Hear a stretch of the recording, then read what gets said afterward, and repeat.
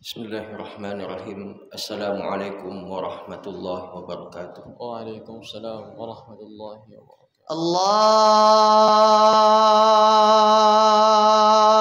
Akbar, Allahu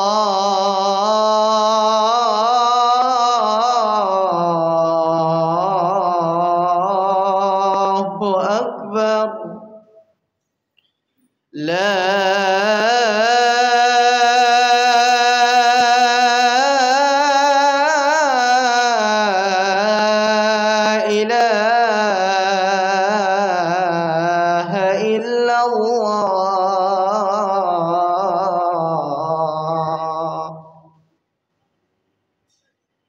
Alhamdulillah. Nahmaduhu wa nasta'inuhu wa nastaghfiruh. Wa na'udzu billahi min shururi anfusina wa min sayyiati a'malina. May yahdihillahu fala mudilla lahu wa may yudlil fala hadiya lahu. Asyhadu an la ilaha illallah wa asyhadu anna Muhammadan abduhu wa rasuluhu, amma ba'd. Qala Allah Ta'ala fil Qur'anil Karim, ya ayyuhalladzina amanu taqullaha haqqa tuqatih wa la tamutunna illa wa antum muslimun. Wa qala Rasulullah sallallahu alaihi wasallam, khairun nasi anfa'uhum.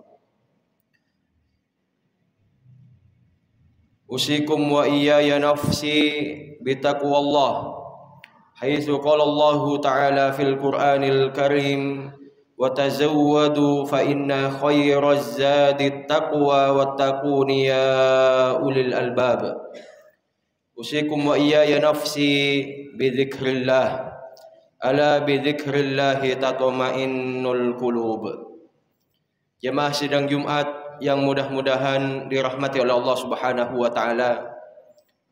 Pertama, di siang yang cerah ini, marilah kita panjatkan puji syukur kehadirat Allah Subhanahu wa Ta'ala. Karena Allah Subhanahu wa Ta'ala beri kepada kita kesehatan. Allah Subhanahu wa Ta'ala beri kepada kita kesempatan untuk senantiasa selalu menambah amal soleh kita. Mudah-mudahan Allah Subhanahu wa Ta'ala mencatatnya sebagai pahala sehingga menjadi pemberat kebaikan kita kelak di mizan. Selanjutnya salawat serta salam semoga selalu tercurahkan pada Nabi Muhammad sallallahu alaihi wasallam, pada keluarga beliau, sahabat beliau, dan seseorang yang senantiasa selalu mengikuti sunnah beliau hingga akhir zaman. Khatib tidak lupa berwasiat untuk diri sendiri dan kepada jamaah pada umumnya untuk selalu meningkatkan ketakwaan kepada Allah Subhanahu wa Ta'ala, karena takwa adalah satu-satunya bekal yang akan menjamin kebahagiaan seseorang di dunia, terlebih nanti di akhir. Takwa adalah satu-satunya bekal yang akan menjamin seseorang aman dari murka dan azab Allah Subhanahu wa Ta'ala. Oleh karena itu Allah Subhanahu wa Ta'ala berfirman, berbekallah kalian karena sebaik-baik bekal itu adalah takwa. Jamaah sidang Jumat yang mudah-mudahan dirahmati Allah Subhanahu wa Ta'ala, kita sekarang berada di awal bulan Dzulqa'dah, setelah kita melewati bulan Syawal, yang artinya sebulan lagi kita akan memasuki bulan Dzulhijjah, yang mana di awal bulan Dzulhijjah ini ada keutamaan yang besar yang Allah Subhanahu wa Ta'ala berikan kepada kita kaum muslimin ketika kita melaksanakan amal saleh. Bahkan Rasulullah sallallahu alaihi wasallam meniadakan hari yang lebih utama daripada di awal bulan Dzulhijjah ini ketika kita beramal saleh. Oleh karena itu, jemaah sidang Jumat yang mudah-mudahan dirahmati Allah Subhanahu wa Ta'ala, sebagaimana ketika kita ingin memasuki bulan Ramadan, kita butuh persiapan, kita juga memasuki awal bulan Dzulhijjah ini sebaiknya juga persiapan. Di antara persiapan yang perlu kita siapkan adalah ibadah kurban, yang mana Allah Subhanahu wa taala memerintahkan kepada kita sebagaimana dalam Quran surah Al-Kautsar, fasalli li rabbika wanhar. Allah Subhanahu wa taala memerintahkan kita untuk melaksanakan salat, baik salat yang sifatnya fardu wajib maupun yang sifatnya sunnah. Kemudian Allah Subhanahu wa taala memerintahkan kepada kita untuk berkorban. Jemaah sekalian yang mudah-mudahan dirahmati Allah Subhanahu wa taala, inilah indahnya Islam. Banyak Allah Subhanahu wa taala perintahkan di dalam Al-Qur'an itu untuk membangun hablum minallah dan hablum minan nas, untuk membangun hubungan baik kepada Allah Subhanahu wa taala dan hubungan baik kepada manusia. Allah Subhanahu wa taala di dalam Al-Qur'an banyak memerintahkan kita aqimis shalah wa atuz zakah. Dirikan salat dan tunaikan zakat. Salat hubungan kepada Allah Subhanahu wa taala. Kemudian zakat hubungan kepada manusia. Begitu juga ketika kita diperintahkan oleh Allah Subhanahu wa taala berkorban, fasalli li rabbika wanhar. Fasalli li rabbika, salatlah untuk Rabbmu, artinya kita diperintahkan untuk membangun hubungan yang baik kepada Allah Subhanahu wa taala. Wanhar, dan berkorbanlah, ya. Ini cakupannya hubungan kita antar manusia. Jemaah sidang Jumat yang mudah-mudahan dirahmati Allah Subhanahu wa taala, kenapa kita perlu berkorban? Setidaknya ada beberapa alasan jemaah sekalian yang mudah-mudahan dirahmati Allah Subhanahu wa taala yang seharusnya kita lakukan dikala kita mampu. Pertama, Allah Subhanahu wa taala inginkan takwa dari kita. Allah Subhanahu wa taala tidak menginginkan besarnya hewan yang kita korbankan. Allah Subhanahu wa taala tidak butuh akan darah, Allah Subhanahu wa taala tidak butuh akan daging. Tapi yang Allah Subhanahu wa taala butuhkan takwa di dalam diri kita. Sebagaimana Allah Subhanahu wa taala berfirman dalam Quran surah Al-Hajj ayat 37, la yanalullaha luhumuha wala dima'uha. Allah Subhanahu wa taala tidak menginginkan daging-dagingnya dan juga darah-darahnya. Walakin yanalu taqwa minkum. Akan tetapi kata Allah Subhanahu wa taala, yang Allah Subhanahu wa taala butuhkan dari kalian itu ketakwaan. Makanya ketika kita berkorban bukan untuk dilihat oleh manusia. Ketika kita berkorban bukan untuk siapa-siapa, tapi kita berkorban untuk Allah Subhanahu wa taala. Allah Subhanahu wa taala ingin membangun keikhlasan dalam diri kita dan ketakwaan dalam diri kita. Kemudian jemaah sekalian yang mudah-mudahan dirahmati Allah Subhanahu wa taala. Yang kedua, alasannya kenapa kita harus berkorban? Karena Allah Subhanahu wa taala ingin melatih kita untuk mensyukuri nikmat hidup, nikmat hayat, kehidupan ini. Ketika kita berkorban untuk Allah Subhanahu wa taala, kita lihat hewan itu ya, yang tadinya hidup kemudian mati. Ini setidaknya melatih kita untuk bersyukur, karena kita ini sudah divonis oleh Allah Subhanahu wa taala. Yang bernyawa ini semuanya sudah divonis oleh Allah Subhanahu wa taala. Apa vonisan Allah Subhanahu wa taala? Kullu nafsin dha'iqatul maut.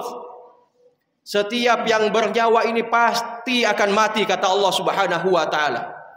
Oleh karena itu, jemaah sekalian yang mudah-mudahan dirahmati Allah Subhanahu wa taala, ketika kita bersyukur atas nikmat hidup ini, hendaknya kita maksimalkan syukur kita dengan ketaatan kepada Allah Subhanahu wa taala. Syukur itu bukan hanya ucapan belaka, bukan ucapan alhamdulillah, bukan ucapan terima kasih saja kepada Allah Subhanahu wa taala, tapi syukur itu bisa dibuktikan dengan ketaatan kita kepada Allah Subhanahu wa taala. Di antara bentuk ketaatan kita kepada Allah Subhanahu wa taala yaitu menjalankan ibadah kurban.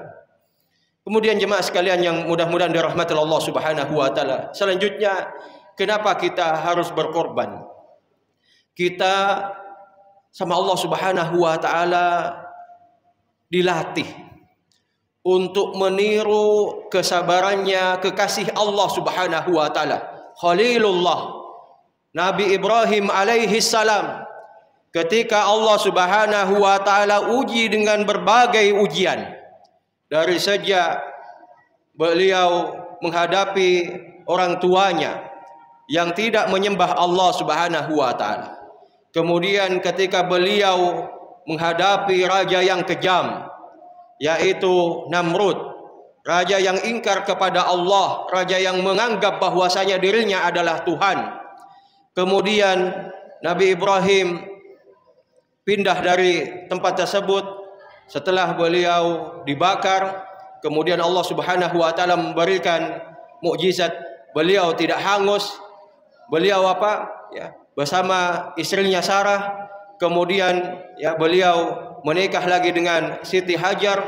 Kemudian beliau diperintahkan untuk hijrah ke Mekah. Kemudian diperintahkan untuk meninggalkan anak dan istrinya.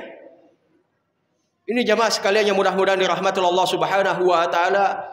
Ujiannya beliau itu bukan hanya ujian fisik, tapi ujiannya beliau itu juga ujian tekanan batin. Bagaimana teganya seseorang meninggalkan istri dan anaknya. Tapi jamaah sekalian yang mudah-mudahan dirahmati Allah Subhanahu wa taala, karena itu perintah Allah Subhanahu wa taala, beliau lakukan itu. Makanya ketika diantarkan Siti Hajar beserta Ismail, beliau langsung pergi. Hajar waktu itu mengejar Nabi Ibrahim alaihi salam. Wahai Ibrahim, hendak kemana engkau? Nabi Ibrahim tidak tega untuk menjawabnya. Kemudian ditanya lagi, wahai Ibrahim, hendak kemana engkau? Nabi Ibrahim juga tidak tega. Kemudian pertanyaan selanjutnya Siti Hajar, wahai Ibrahim, apakah ini perintahnya Allah Subhanahu wa taala? Beliau baru mengangguk. Kemudian setelah itu, kalau ini perintah Allah Subhanahu wa taala, Allah Subhanahu wa taala tidak akan menyia-nyiakan kami. Jemaah sekalian yang mudah-mudahan dirahmati Allah Subhanahu wa taala. Setelah ditinggal sekian lama, kemudian Nabi Ibrahim mendatangi lagi. Nabi Ismail sudah mulai besar. Allah Subhanahu wa taala memerintahkan beliau untuk menyembelihnya. Ini bukan main jemaah sekalian yang mudah-mudahan dirahmati Allah Subhanahu wa taala. Latihan kesabaran tingkat tinggi.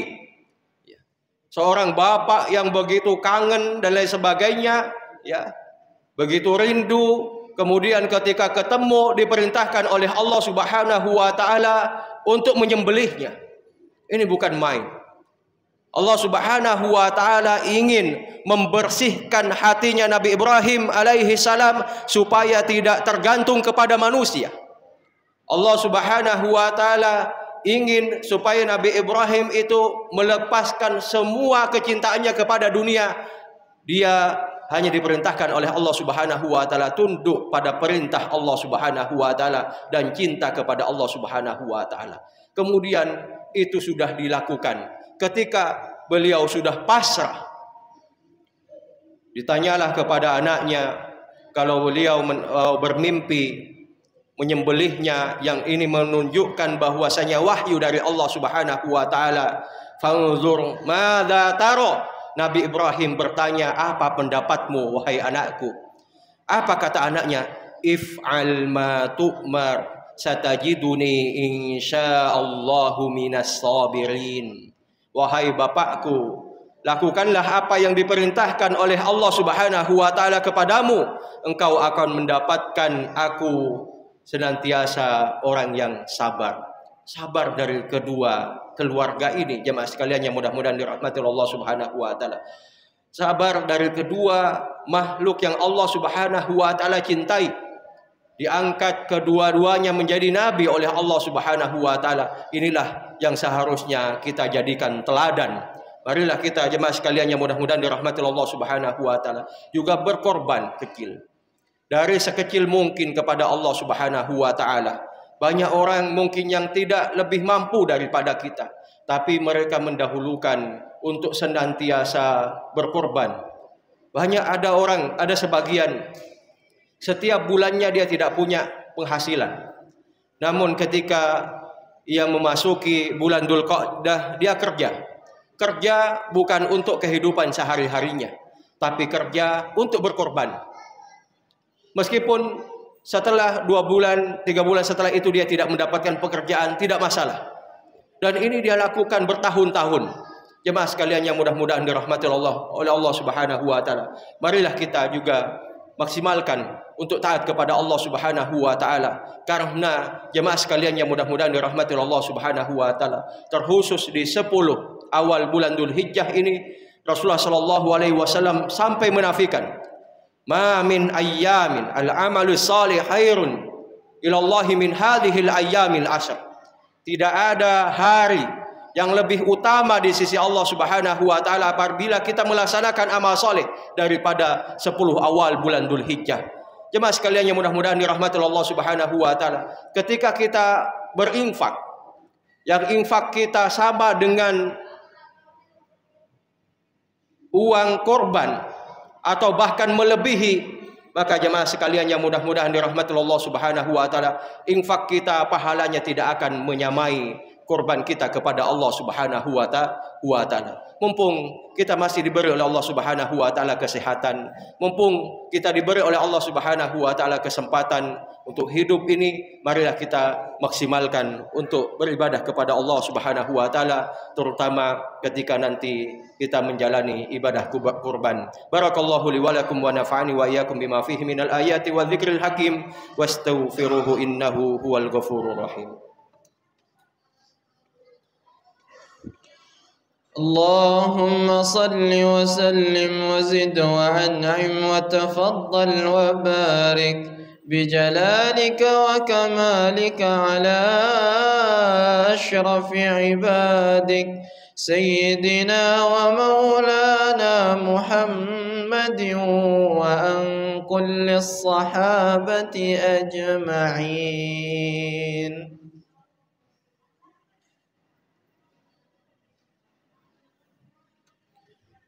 Alhamdulillahi Rabbil Alamin. Assalatu wassalamu ala rasulillahi wa ala alihi wa ashabihi wa mawala. Ashhadu an la ilaha illallah wa ashhadu anna Muhammadan abduhu wa rasuluhu, amma ba'd. Jamaah sidang Jumat yang mudah-mudahan dirahmati Allah Subhanahu wa taala. Marilah kita tutup khutbah yang kedua ini dengan berdoa kepada Allah Subhanahu wa taala. Innallaha wa malaikatahu yusalluna 'alan nabi. يا أيها الذين آمنوا صلوا عليه وسلموا تسليما. اللهم صل على محمد وعلى آل محمد كما صليت على إبراهيم وعلى آل إبراهيم إنك حميد مجيد. اللهم بارك على محمد وعلى آل محمد كما باركت على إبراهيم وعلى آل إبراهيم إنك حميد مجيد. اللهم اغفر للمسلمين والمسلمات والمؤمنين والمؤمنات الأحياء منهم والأموات إنك قريب مجيب الدعوات يا قاضي الحاجات. ربنا لا تزغ قلوبنا بعد إذ هديتنا وهب لنا من لدنك رحمة إنك أنت الوهاب. ربنا ظلمنا أنفسنا وإن لم تغفر لنا وترحمنا لنكونن من الخاسرين. ربنا اغفر لنا ولإخواننا الذين سبقونا بالإيمان ولا تجعل في قلوبنا غلا للذين آمنوا ربنا إنك رؤوف رحيم ربنا آتنا في الدنيا حسنة وفي الآخرة حسنة وقنا عذاب النار ربنا هب لنا من أزواجنا وذرياتنا قرة أعين واجعلنا للمتقين إماما اللهم إنا نسألك علما نافعا ورزقا طيبا وعملا متقابلا اللهم إنا نسألك الهدى والتقى والعفاف والغنى اللهم إنا نسألك فعل الخيرات وترك المنكرات وحب المساكين وأن تغفر لنا وترحمنا وإذا أردت في قوم فتنة فتوفنا غير مفتون ونسألك حبك وحب من يحبك وحب عمل يقرب إلى حبك اللهم انصر إخواننا المسلمين المستضعفين في فلسطين اللهم انصر إخواننا المسلمين المستضعفين في غزة اللهم انصرهم نصرا مؤزرا اللهم انصرهم نصرا عزيزا اللهم انصر على الكافرين اللهم انصرهم على اليهود وعلى من عاونهم من الكفار والمنافقين اللهم انصرهم سبحان ربك رب العزة عما يصفون وسلام على المرسلين والحمد لله رب العالمين.